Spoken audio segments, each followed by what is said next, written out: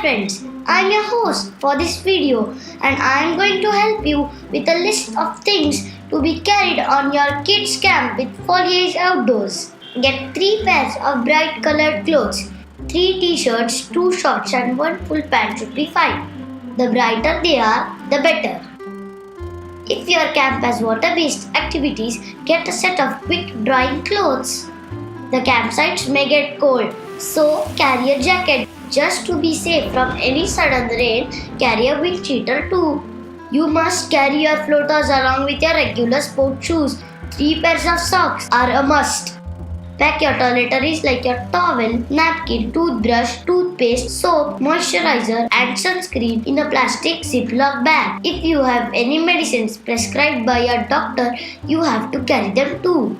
A 1-liter bottle is necessary. Carry a torch in case of emergency.